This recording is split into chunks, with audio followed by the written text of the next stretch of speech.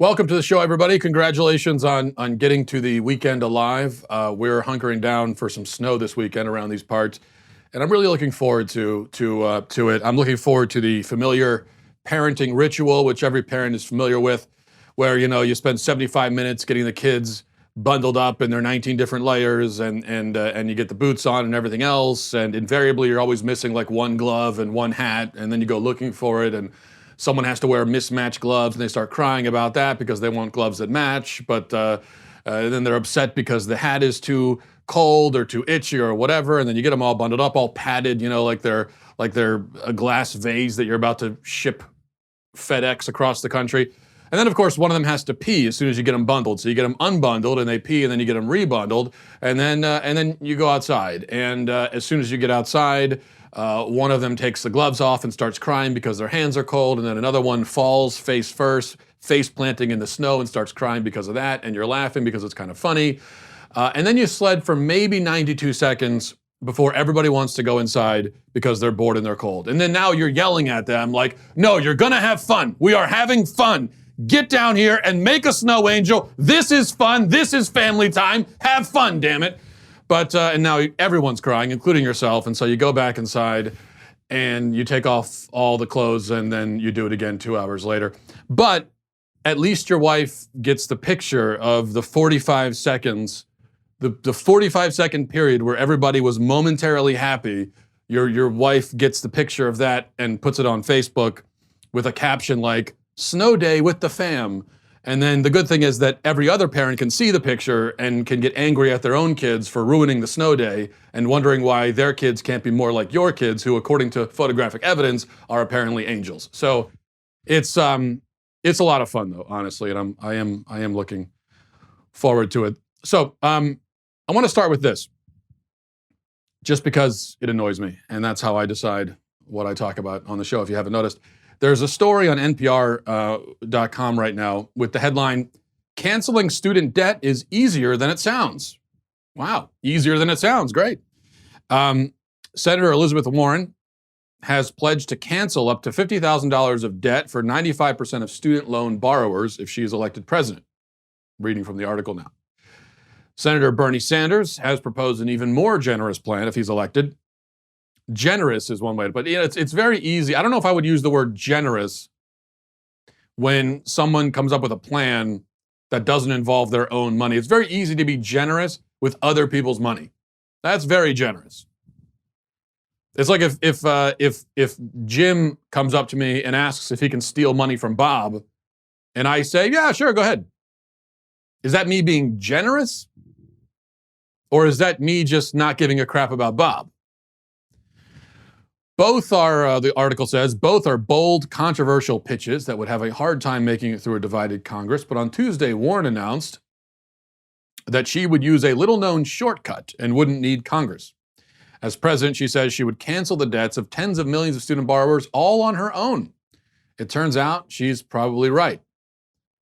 Warren wrote in a statement, "Our country's experiment with debt-financed education went terribly wrong. Instead of getting ahead, millions of student loan borrowers are barely treading water." I mean, I don't know if we could say it went horribly wrong when the problem is that people took out loans and are now expected to repay them. I don't know if that's necessarily things going wrong. I agree we have a problem, and there's an issue here, but I don't know if you could say it went wrong. This is very similar, and Democrats do this a lot with things, so it's very similar to when somebody talks about accidentally getting pregnant. Something went wrong and I ended up pregnant. No, nothing went wrong. It actually went exactly right. Actually, the sexual act that you participated in, it did exactly what it's sort of supposed to do. So when you take out a loan and you sign on the dotted line, and then the person who gave you the loan comes back and says, "We want that money now," you can't say, "What? Something's gone wrong here. Something's gone terribly wrong." Back to the article. About 43 million student borrowers owe the government $1.5 trillion. And until now, the department has only offered student loan forgiveness or cancellation to borrowers who meet certain criteria. But the plan, anyway, I'll summarize the rest of it. I'm not going to read the whole thing. Warren says that there might be some sort of loophole that she can use where she could just, on her own, stroke of the pen as a president, get rid of a lot of that debt. But at the very end, we get a question offered by Adam Looney of the Urban Brookings Tax Policy Center. Says that Warren's plan would disproportionately benefit the wealthy, with the bottom 20% of borrowers by income reaping just 4% of the savings. As such, Looney asks, why are those who went to college more deserving of aid than those who didn't? That's a good question. And we'll get back to that question in a second. But here's another question. Why are we using the phrase student loan cancellation or student loan forgiveness? See, that's not really what's being proposed. We're not talking about cancellation. We're talking about transfer. The debt will be transferred from the people who took the loan out to people who did not. That's what this is. And that's the word we should be using. Student loan transfer. So the only problem, of course, for advocates of this idea is that student loan transfer sounds unjust and kind of crazy. I mean, it sounds crazy when you put it that way, right? To say that, okay, we're going to take the loan from people who took out the loan and force someone who didn't take out the loan to pay it? That sounds crazy, and that's because it is. Now, of course, Bernie and Elizabeth Warren have both claimed that they can transfer the whole burden to the ultra wealthy, and they'll make the so-called ultra wealthy pay for it. The issue with that, first of all, of course, is that I'm not dumb enough to believe that it's only going to be the so-called ultra wealthy carrying the burden here, because it never works out that way. It never has in the past. That's the first problem.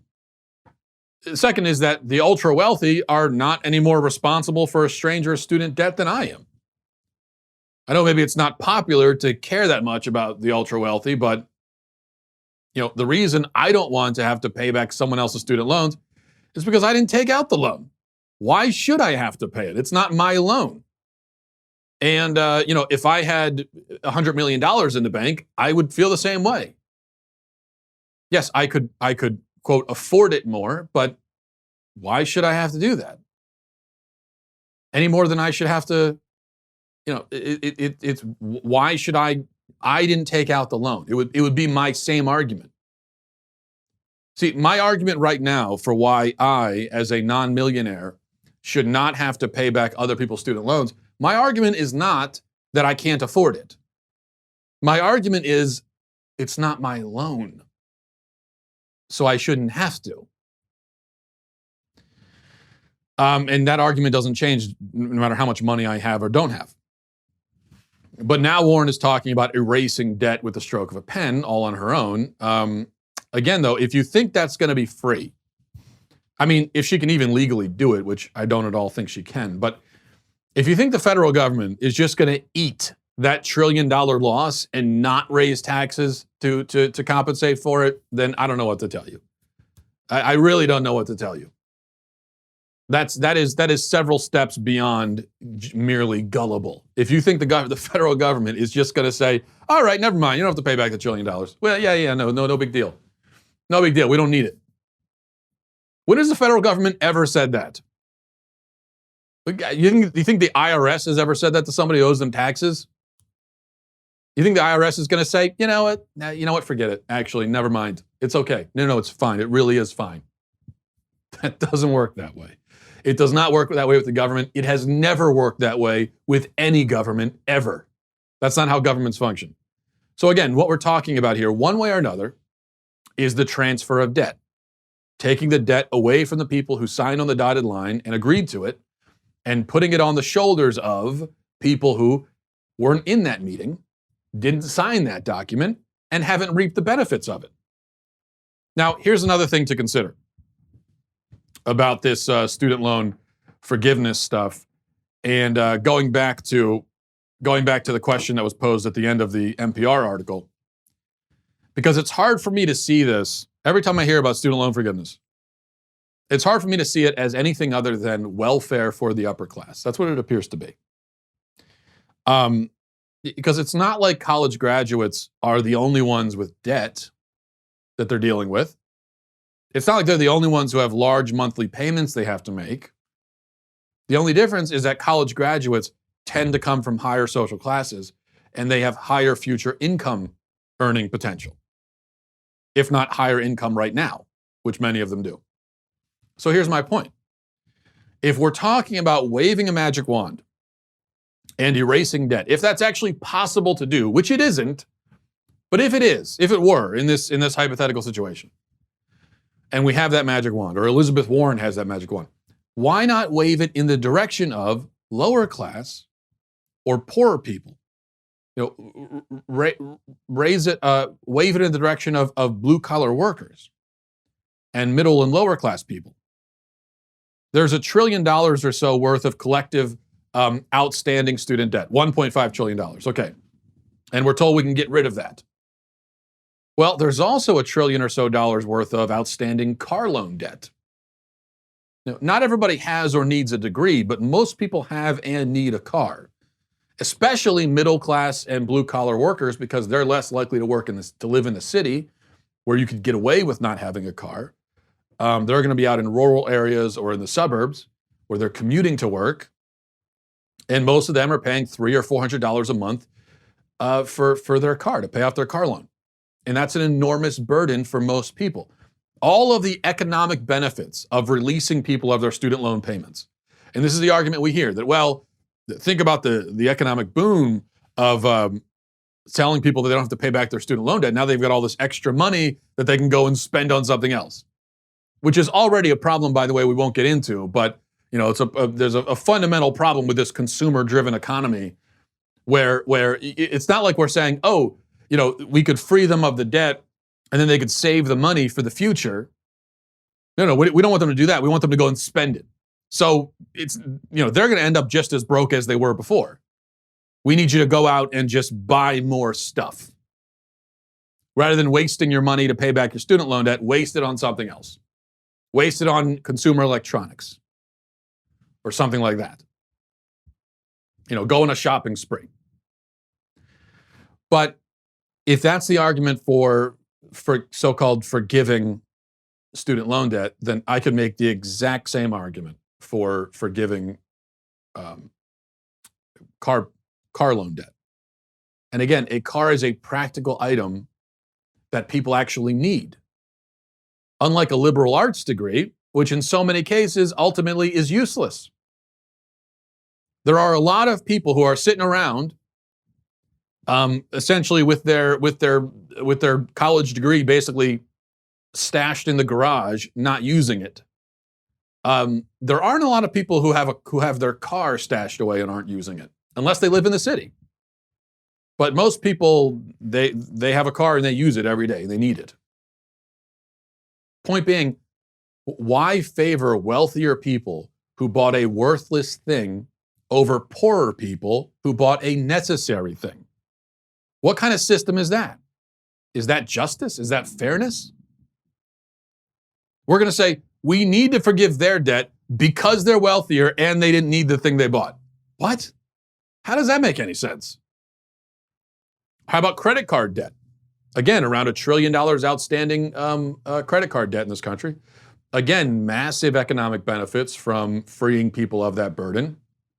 Again, that is a debt shared by middle and lower class people. Again, it's credit card is, I'm not going to call it a necessary item, technically speaking, but it's certainly useful for a lot of people. And it proves more useful than a college degree, which in so many cases is not useful at all.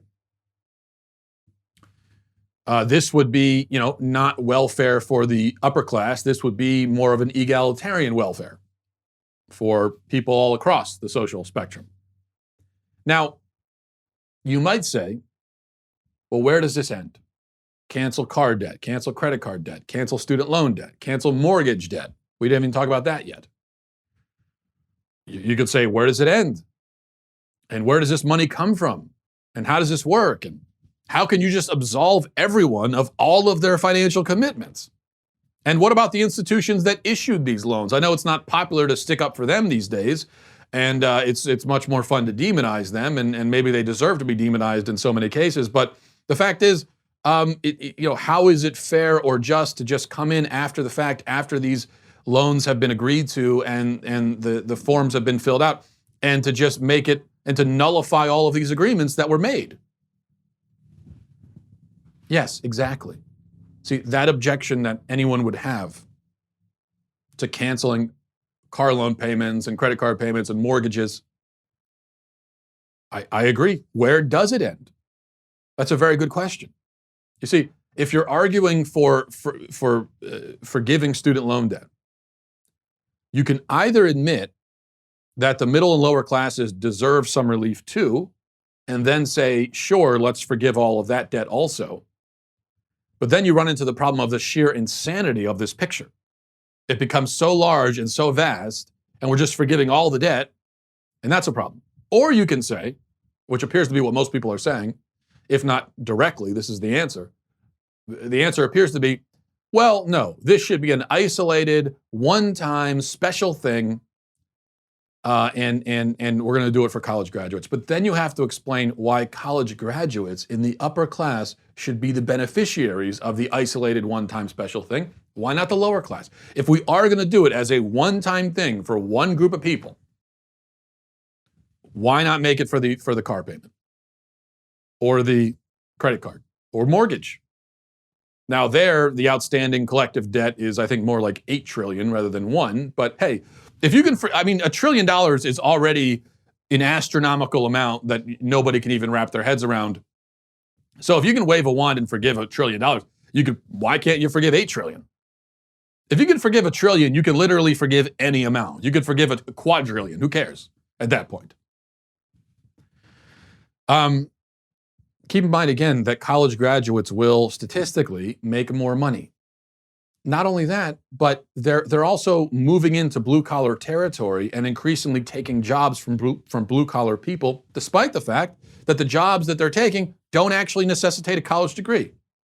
So they're taking more money, they're taking jobs, they're reaping the benefits of an education that these working class people either weren't able to attain or chose not to for the sake of being financially wise and prudent, and yet they, the college graduates, get the handout? That doesn't make any sense. See, this is the problem, that compassion from the government is always a double-edged sword. There's always a loser. There are always many losers in the end.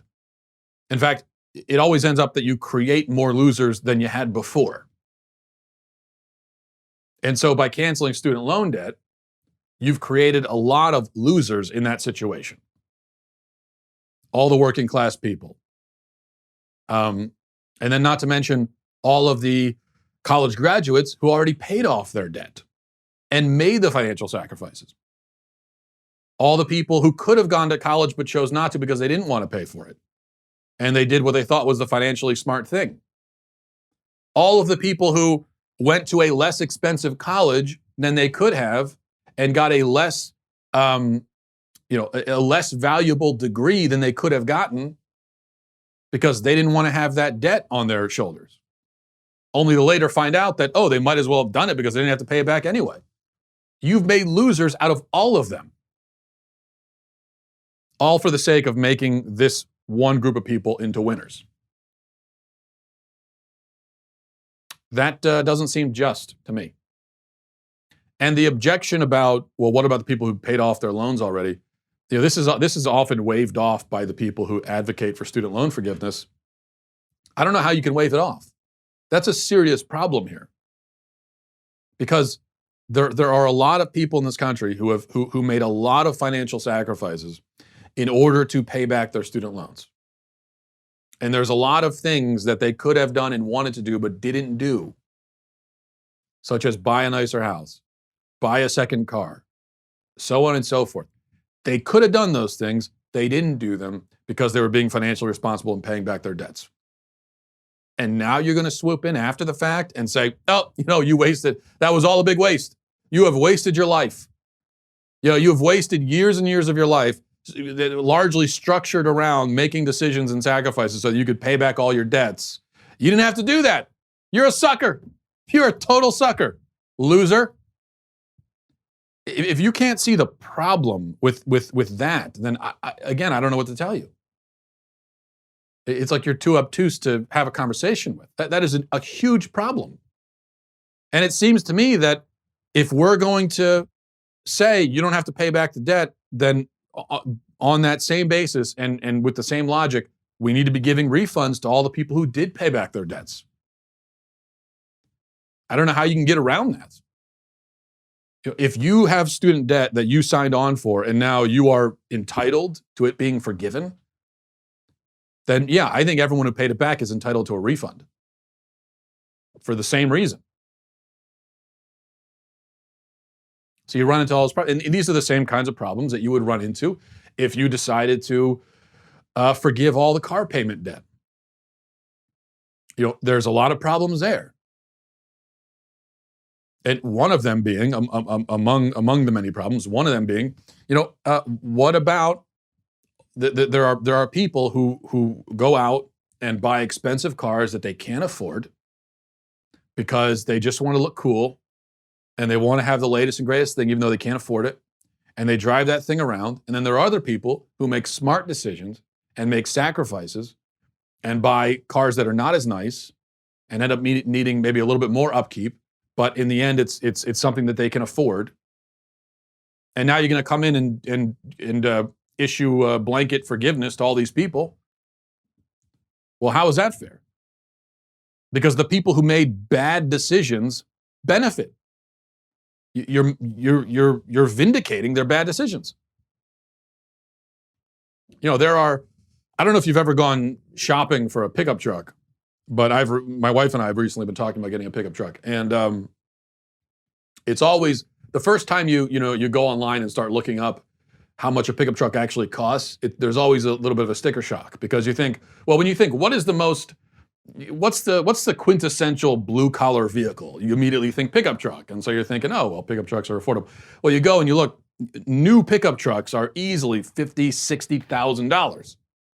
And you think to yourself, who's buying this? These aren't vehicles that are targeted for millionaires. These are vehicles targeted for blue collar people.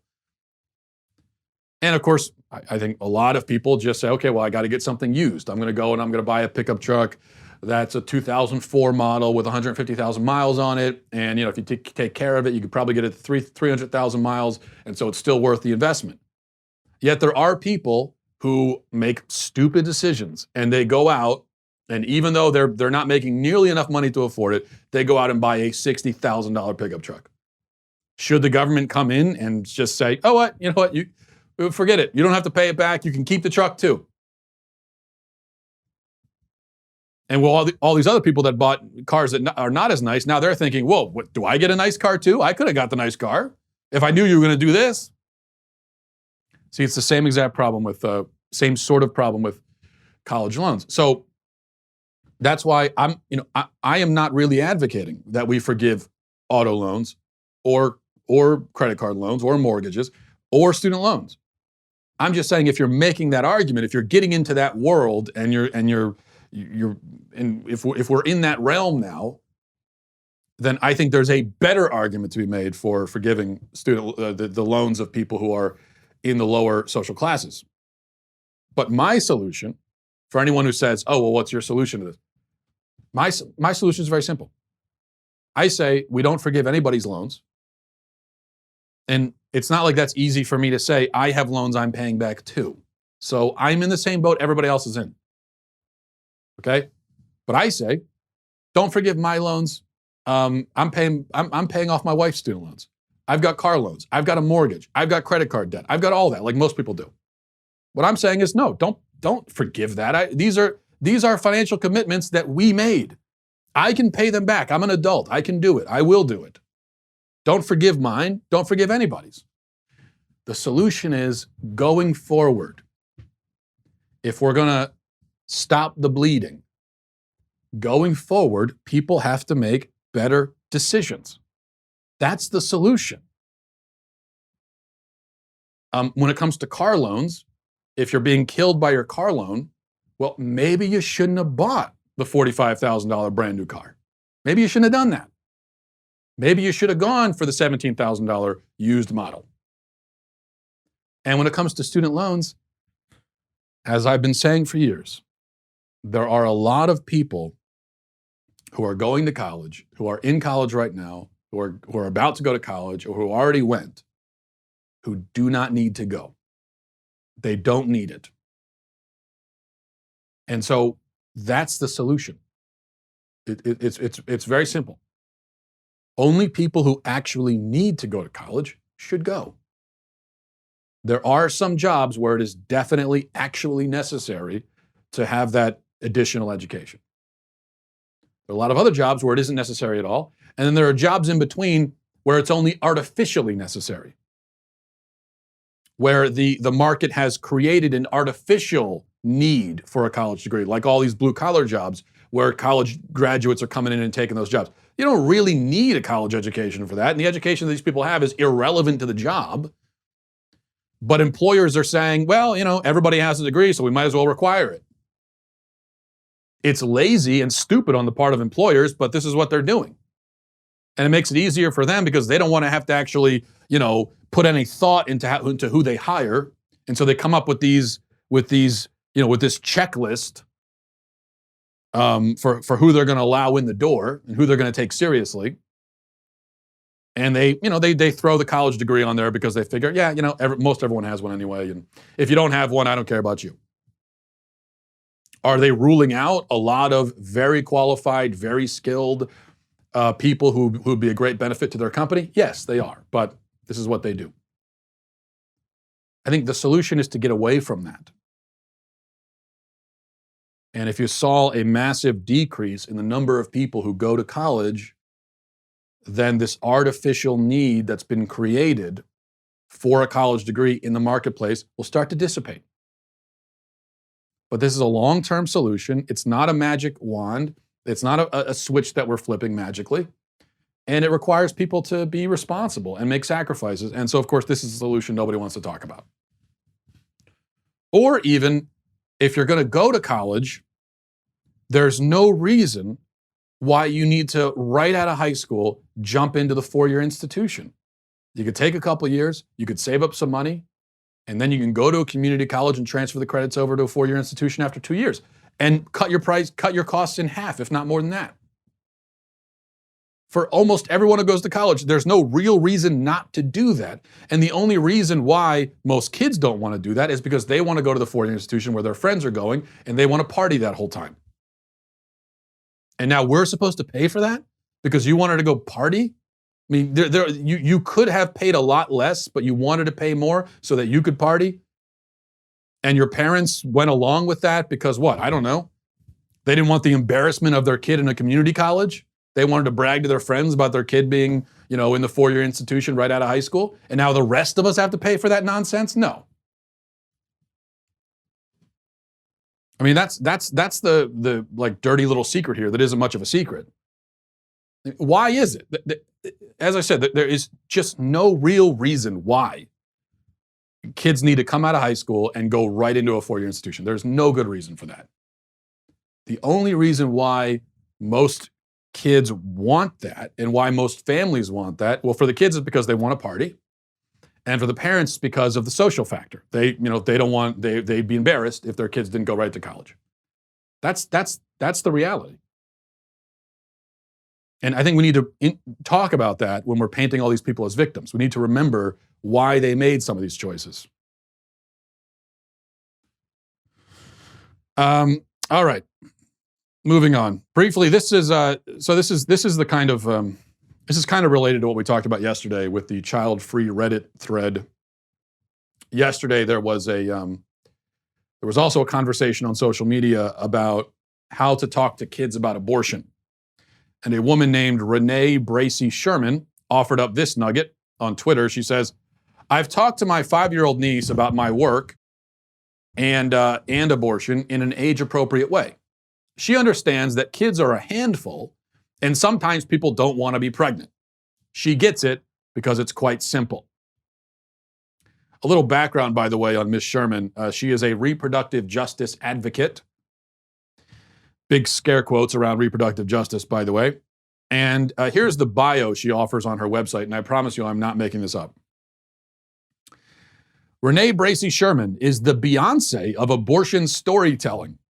She's a Chicago-born, Midwest-raised activist, writer, and reproductive justice activist committed to the visibility and representation of people who have had abortions in the media and pop culture. She is among the most vital voices in the United States, elevating the conversation about abortion experiences and using creative and innovative strategies to shift the conversation, centering people of color and other marginalized identities. Her work is so influential that the right-wing website Twitchy recognizes her as the queen of all abortions. So she's proud of that. She's proud of being the queen of all abortions. By the way, Renee, that was an insult. It's not a compliment. But the Beyonce of abortion storytelling. Imagine dreaming up that description for yourself and then proudly typing it and posting it on your website. And I'm not even sure what it means because Beyonce is not exactly revered for her storytelling abilities. When you think about Beyonce, you don't think to yourself, wow, great storyteller. No, you think this is someone revered because she can dance and lip sync. And she's attractive. That's pretty much it. But in any event, Renee thinks she's really good at talking about abortion, and it's apparently literally what she does for a living, and this is what she comes up with. She comes up with telling a 5-year-old that abortion is okay because kids are a handful. This is her genius. The abortion storytelling genius. This is what she goes with. And it goes to show, ironically, her attempt to explain it to a child, her attempt to sanitize it for a child, only proves exactly why abortion is so grotesque and evil. Because it really can't be sanitized. This is one of those things, there really is no way to explain it to a child that doesn't sound horrible. This is the best that this person could do, who does it for a living, talks about abortion for a living. This is the best she could do. And it's okay to kill kids because they're a handful. Think about that. Think about how traumatic that is to a child. Think about how the child who hears that is going to interpret it. What she's being told, literally, is that if a kid is a handful, you can kill him. So it's not hard to think of how a 5-year-old is going to very logically and justifiably connect those dots. And think, well, wait, what about when I'm a handful? Does that mean you can kill me? But there's a certain honesty to it as well, which I was surprised by. Because Renee here is basically admitting that, the real reason people get abortions most of the time is that kids are a hassle and an inconvenience, and it's easier to kill them than care for them. That's what she's admitting. And we know that's the case. But when you say it like that, and you just put it out there in the open, suddenly it doesn't look so sanitary anymore. All right, let's go to emails. mattwalshshow@gmail.com, mattwalshshow@gmail.com.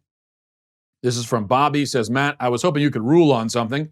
The other day I was walking down the aisle of the grocery store when a woman I was passing by dropped her purse, and the contents of said purse spilled all over the place.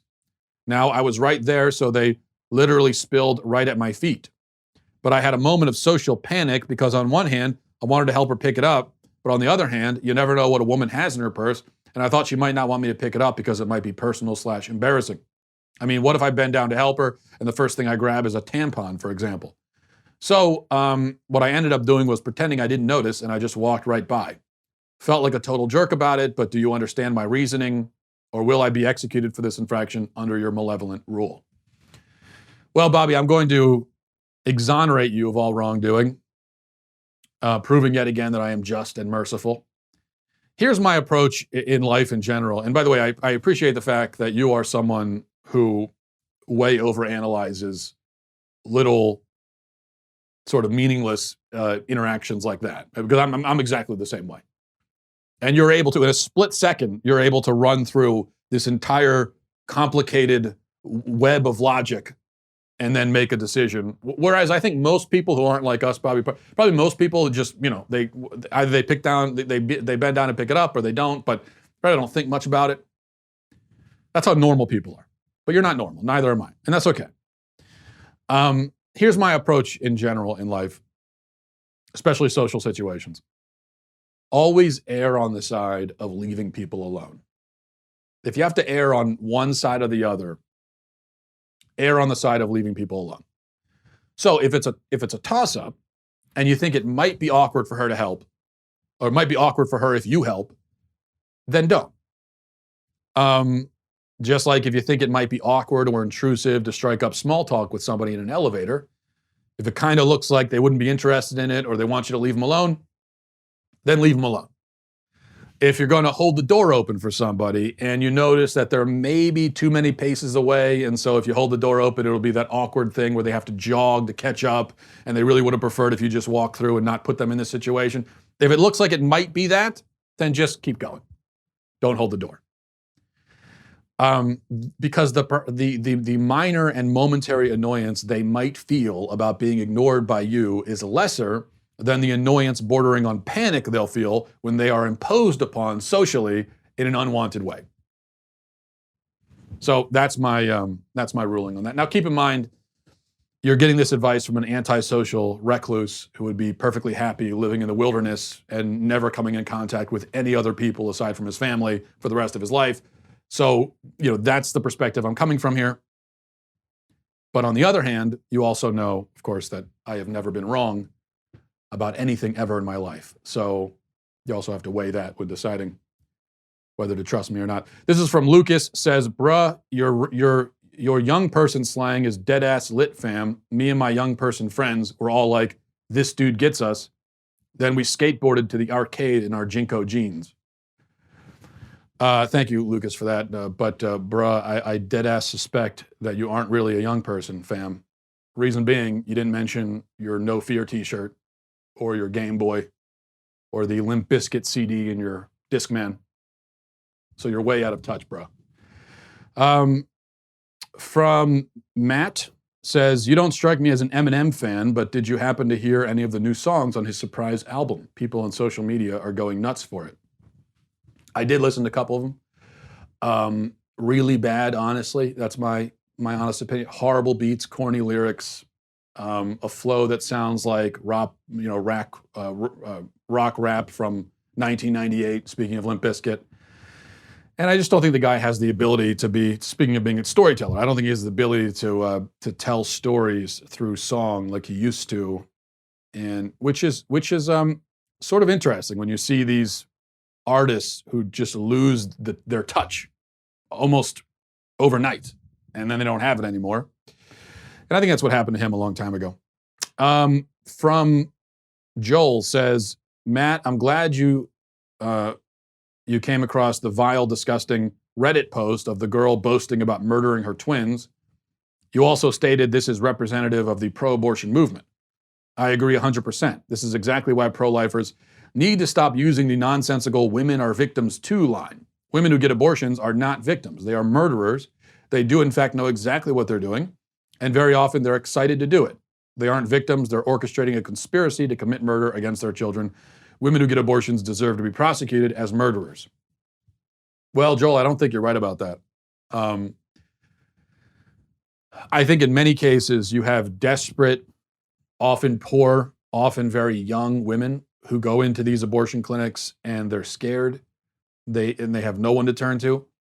Their family doesn't, either doesn't care or is pressuring them often to get the abortion, and the father, in many cases, is also pressuring in that direction. And so the clinics take advantage of them and take advantage of their fear and convince them that they have no choice. Ironically, we're told this is the pro-choice movement, but the abortion industry survives on the message that you have no choice. The last thing they want a woman to do is realize that it's a choice, you see, which is why on their way into the clinic, if there are pro-life, there's a pro-life vigil outside and there's a sidewalk counselor trying to hand the woman literature, telling her about her other options, the abortion clinic is going to send out escorts, they call them, to sort of be the lead blocker, on the way into the door to stop the woman from even seeing the literature. Now, if this was really about choice, the abortion clinic would say, yeah, read the literature. The abortion clinic would say, before you do this, there's a pregnancy resource center right down the street. Go talk to them also. Explore that option. Have you thought about adoption? If it was about choice, the abortion clinics would be doing that, but they don't. That's why, Planned Parenthood, they do 300,000+ abortions every year, and they give out maybe a couple thousand adoption referrals just so they can say they did it. And that's how they operate. So they're going to exploit the woman, try to convince her that she has no choice, and they're going to profit off of the decision while she has to live the rest of her life with regret. I think that's how it very often works. And in those cases, while the woman is obviously still responsible for her own decisions, she's not completely morally exonerated. She is nonetheless a victim.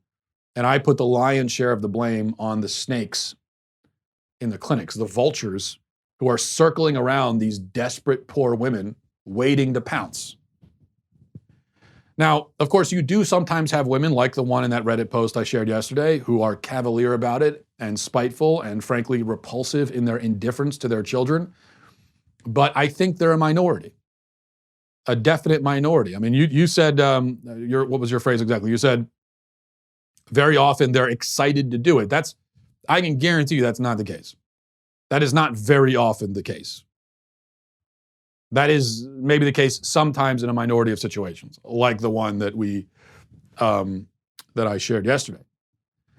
My point yesterday is that the Reddit thread is a reflection of the attitude of the pro-abortion movement and the industry. The abortion industry tries to instill and inculcate this attitude in the culture and in women.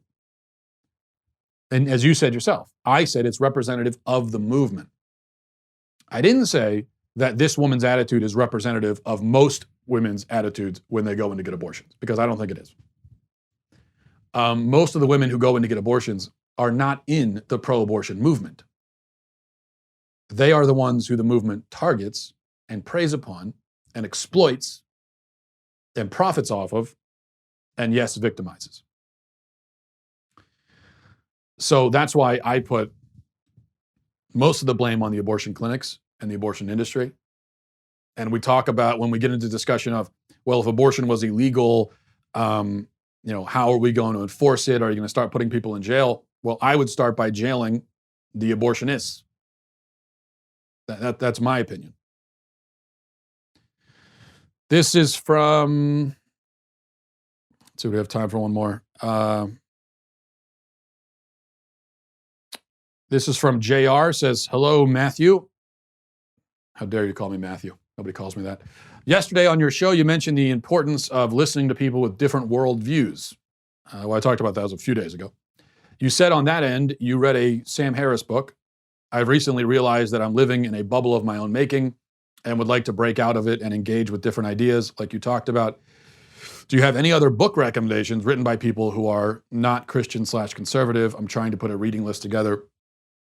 Yeah, I do think it's important to read widely, not just from within your own worldview, but outside of it as well. Now, what you're talking about, are you asking for books written by people who are directly confronting and trying to disprove your worldview, or just by people who are, from a different worldview, but aren't necessarily directly confronting you? Because that's two different things. So Sam Harris obviously is somebody who, I talked about the book about free will that he wrote. Very, very small book. Now that obviously is, if you're a Christian conservative, assuming you're not a Calvinist, he's directly confronting you and presenting arguments against your view. And I do think it's good and healthy and necessary for us to read that stuff and interact with it, engage with it, think about it, so that we can be critical thinkers and we can actually know what the opposing arguments are. We can't rely on, and I think everybody does this. Everyone's inclined to do this. Much of the time. I can't speak. We are inclined to we'll say that, oh, yeah, we've listened to the opposing arguments. But mostly, we listen to people in our own camp tell us what the opposing arguments are. What we are less inclined to do is actually go over to another camp and find the smartest person and say to him or her, tell me what your argument is. I want to hear from you, not from someone over there. I think we need to start doing that. And so I would recommend, Sam Harris. He also wrote a book. I have it in my stack over here. Well, it's over there. The book I would most recommend, actually, over the free will book, is he wrote a book called The Moral Landscape. And that's his attempt to rebut the moral argument for God, which I think is one of the strongest arguments. It's also the argument that atheists tend to struggle with the most. There are been some very brilliant people on that side who were very good at presenting arguments, but that's one that I don't think ever. Christopher Hitchens is a great example. I've watched most of his debates. I've read a couple of his books. He's obviously a brilliant guy, a pleasure to listen to, just because he's so witty and insightful, even if I disagree with a lot of what he says. But this is one that seemed to trip him up uncharacteristically. His effort to rebut the moral argument for God was always embarrassingly, I think, weak. So Sam Harris tries to really give it a go, and I think, obviously I disagree, but I think he makes a valiant effort. So I'd recommend reading that, The Moral Landscape. Again, if you're looking for, you could read any Dawkins, Hitchens, any of those. A.C. Grayling. He wrote a book, I forget what it's called, but something like The Case Against God or something simple like that. You can look up A.C. Grayling. But I think of all the atheist books that have been written in the last 20 years that are just sort of a general case against religion, and I've read many of those books, if not most of them, I think A.C. Grayling's is probably the best because it's very concise and he goes through each argument and he gives his response to it. And so I would recommend reading that as well. Now, if you're looking for maybe books written by people who aren't Christian conservative, but also aren't necessarily arguing against you all the time, then, someone like Steven Pinker I would recommend. He wrote a book called The Language Instinct, which as a Christian conservative, there's lots in that you could easily agree with and be enlightened by. But he's an atheist, I believe. But he's not like a militant atheist trying to disprove you all the time, but he's an interesting thinker at any rate. So that's somebody I would recommend. Steven Pinker. He's got other books too that I think are worth reading. Who else? Jonathan Haidt is another one, another interesting one. Even somebody like Douglas Murray, I think. He just wrote a book called The Madness of Crowds, and certainly not a leftist, but also certainly not a conservative Christian either. So he could be an interesting person to read. Personally, I am very bored with people who, I'm very bored with an echo chamber. I'm very bored with people who just give you talking points and the same old kind of thing. So I'm as a reader anyway, and as a listener, I'm interested in people who think on their own and have their own thoughts and think outside the box, as it were. So that's what I'm looking for. I don't need them to have the same worldview as me. In fact, a lot of times I prefer if they don't, because I know what my worldview is. I already know that. I don't really need it repeated back to me. I'd like to hear how other people think and how they sort through issues. So I think it's good that you're doing the same. And so maybe those are some names that you could start with. We will leave it there, though. Everybody enjoy your weekend, snow or no snow, and I'll talk to you on Monday. Godspeed.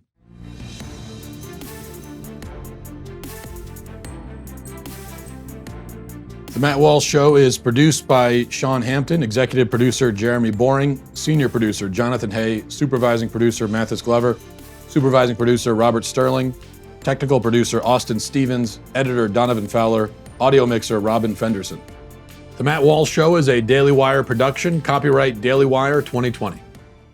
If you prefer facts over feelings, aren't offended by the brutal truth, and you can still laugh at the insanity filling our national news cycle, Well, tune in to The Ben Shapiro Show. We'll get a whole lot of that and much more. See you there.